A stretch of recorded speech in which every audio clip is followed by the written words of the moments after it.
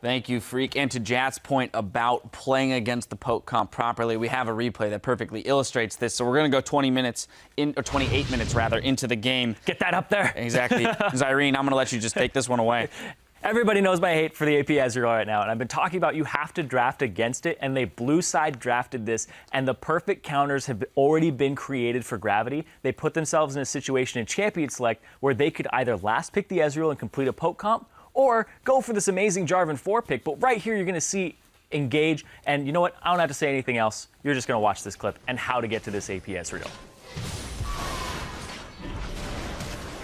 Whee! So the thing for me is that this is not just one game off for Gravity. They've consistently had really good game plans coming in. This is the second game in a row where they drafted a 3-part Engage. So last game, it was the Sivir-boosted support Shen bringing an Orianna ball to the AD carry to take out that protecting AD carry comp. This time, it's the Sivir-boosted Maokai with the support Shen coming in teleport on top of them. The 3-part Engage to secure the most reliable Engage that you can get with the point and click onto Ezreal to fight the OP meta here. And this is the power of innovation for Gravity. That is pretty much the strongest thing that they have going for them with the flexible mid laner that they have and bringing all these new guys in that are very willing to pick up these new things. And I think that Kopp is underselling himself as a coach. By the way, he keeps talking about, oh, I just want to foster good relationships. I want to make friends. He's obviously doing a lot more than that. Yeah, and I want to talk about this AP Nidalee pick too, because this is the best jungle pick right here for these comps as they're coming up on red side. He picks the AP Nidalee because, one, if they pick Ezreal away, you get to heal up the damage he does, and you're always going to guarantee a situation where you get to rely on your poke pattern because they're going to rely on their poke pattern and set up those situations where you're sieging against each other.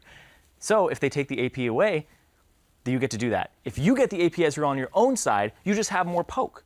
It's a wonderful pick for your jungle there, and I can't think of a better jungler when you've already gone for a Sivir to help you disengage, engage, so you have more options here, and it's flexible until that last pick. And the fact that Keen can play these things is just a huge boon for Gravity. Right. Gravity get bonus points because they preyed on people jumping on the bandwagon. Everybody wants to jump on the, this is an OP style. Well, it's a defined style, and they come in with counter move, not just in draft phase, but also in game, in the build, as they said multiple times during the cast. Oh, they had so much pressure, too, across the map. Their turret taking was crazy. Yeah, that's what I was going to jump to next. We saw, again, Move pick up that Sightstone early, so lots of vision around the map allowed them to move pretty frequently, and we saw their lead primarily secured through the taking of turrets, as it was a low-kill game. Yeah, you always have the threat of doing that move and engaging when you have the Righteous Glory on Maokai, chasing people down and starting it off. Shen, no matter regardless of where he is on the map, the support Shen's going to show up. We saw it happen top lane a couple times where they chase people down the lane with the Shen.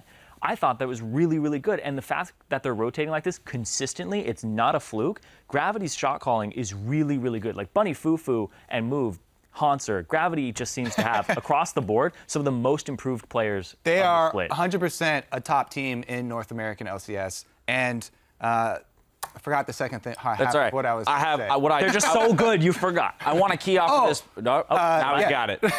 No, it was just about, theory crafting is one thing, laying out the counters, but the performance in-game, their ability to zone for the objectives and their execution on those objectives is really what brought it home. You talk about them being a top team. I want to hit on a more specific basis the components of that top team, right? We look at Haunter, quite possibly the most improved player between last split and this split. Move, quite possibly the best newcomer into the LCS this split.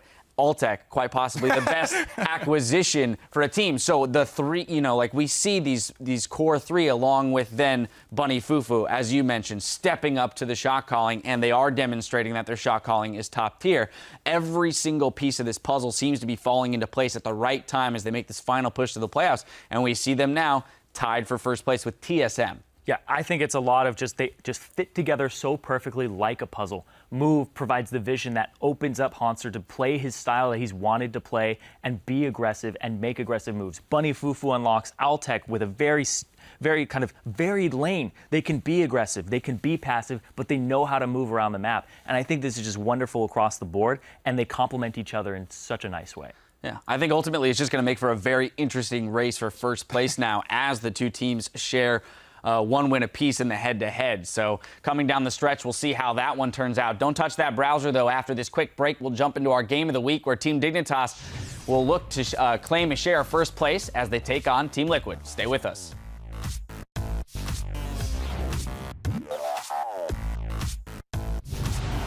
We're here for our third and a very awesome game of the day. Gets hit up on a lot of counter engage. Keen tries to get the kill, but tries to get away. Wild Turtle, Ignite is onto the fight, and he does a big Megadon. Bjergsen gets the first kill in a move. And they might They're just gonna go. find Bjergsen. Oh, they get him, Shadow post Bot, flash. they get him. Dead. In goes the Chaos Dunk for kill number 2. There's Oh, Keen gets pulled in, though. He's gonna get killed off. It's a 1-for-1 as Wild Turtle is caught out. Also, Full Tank Tree finds the engage. Goodbye, Wild Turtle. Altec gets his first kill of the game.